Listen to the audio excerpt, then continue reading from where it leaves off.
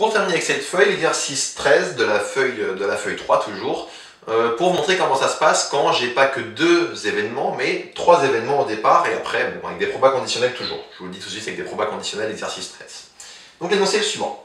Une compagnie d'assurance répartit ses clients en 3 classes, R1, R2 et R3, les bons risques, les risques moyens, les mauvais risques. Les effectifs de ces 3 classes représentent 20% de la population pour R1, 50% pour R2, 30% pour R3. Les statistiques indiquent que les probas d'avoir un accident au cours de l'année pour une personne de l'une de ces 3 classes sont respectivement 0,05, 0,15 et 0,30. Donc ça d'abord c'est l'énoncé. Donc ici on a d'abord 3 classes, R1, R2, R3, c'est déjà mis dans l'énoncé, je ne le fais pas. L'autre événement qui m'intéresse c'est avoir un accident, donc je vais appeler A comme accident.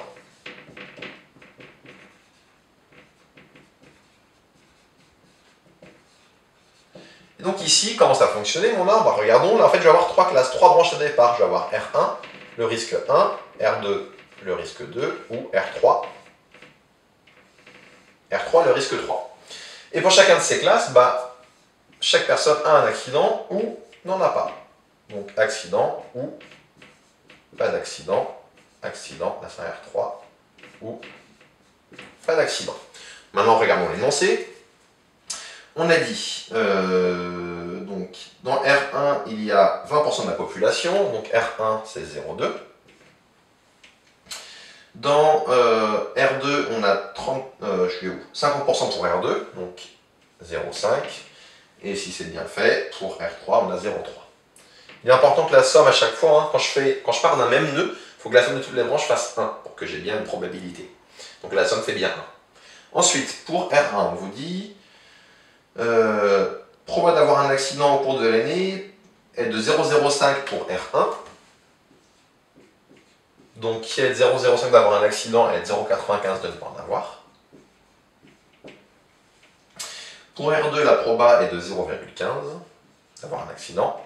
Et donc, elle est de 0,85 de ne pas en avoir.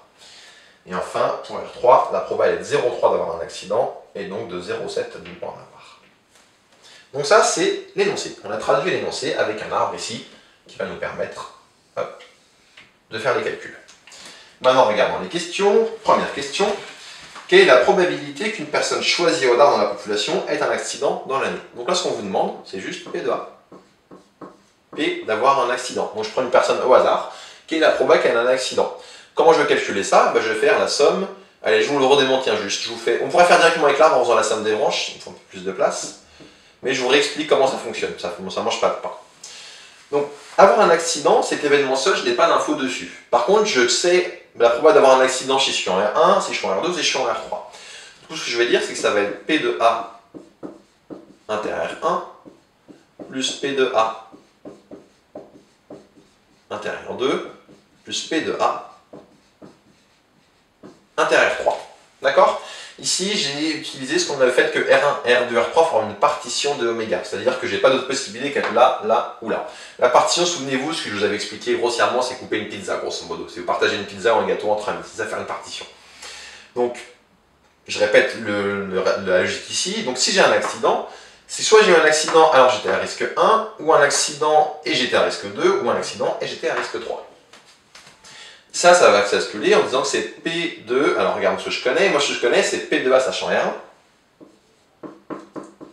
fois P2R1, que je connais aussi.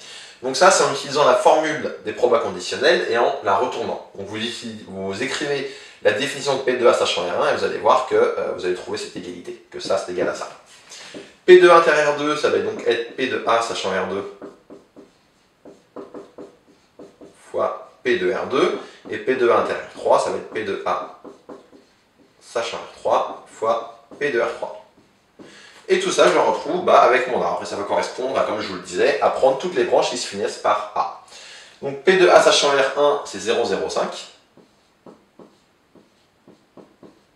fois 0,2, plus P2A sachant R2, ça va être 0,15 fois 0,5. Et enfin, P2A sachant R3, c'est 0,3 fois 0,3. Il ne reste plus qu'à calculer ça. Bon, le calcul se ferait de tête, mais encore une fois, j'ai pas envie, honnêtement. Hop. Et donc, on va trouver du 0,05 fois 0,2 plus du 0,15 fois 0,5. En fait, en mettant tout sous forme de fraction, on pouvait vraiment tout faire z facilement. Mais c'est pas grave.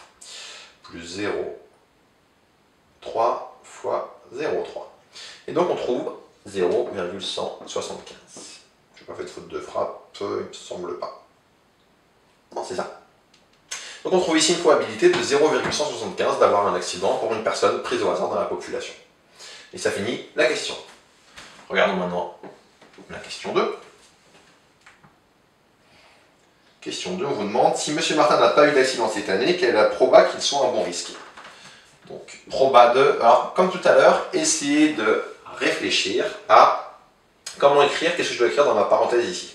Donc, mettez pause si vous voulez réfléchir, je vous donne la solution tout de suite. Si M. Martin n'a pas eu d'accident cette année, donc ce que je suppose, ce que je sais, c'est qu'il n'a pas eu d'accident. Donc s'il n'a pas eu d'accident, je sais qu'il n'y a pas eu d'accident, donc sachant à barre. Quelle est la proba qu'il soit un bon risque? Alors bon risque, je crois que ça s'appelait R1. R1 c'était des bons risques, donc P de R1 inter, sachant à barre. La définition, par définition de la proba conditionnelle, c'est P de R1 inter à barre sur P de A barre. P de R1 inter à barre, comment je le trouve? Je prends la branche où j'ai A barre et R1, donc ça va être 0,95 fois 0,2. Et P de A barre, soit je refais toutes les branches qui finissent par A, soit, comme j'ai calculé P de A, je dis que c'est 1 moins P de A.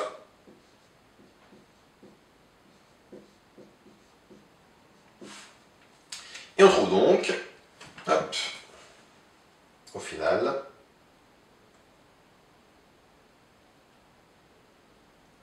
donc 0,95 fois 0,2 divisé par... Et on trouve ici 0,2303 quand on arrondit environ. Donc c'est environ. Donc une personne prise au hasard qui n'a pas eu d'accident pendant l'année, a priori, il y a 23% de chance qu'elle ait un risque 1 de base. Et ça termine cet exercice. Donc vous voyez qu'on peut, ce qu'on a vu pour les arbres où on a au départ que 2 branches, ça peut généraliser à 3 ou on a plusieurs branches. Et on pourrait aussi avoir plus de 2 branches après. D'accord? On peut vraiment généraliser des arbres. C'est quand même assez pratique les arbres pour faire ce genre d'exercice.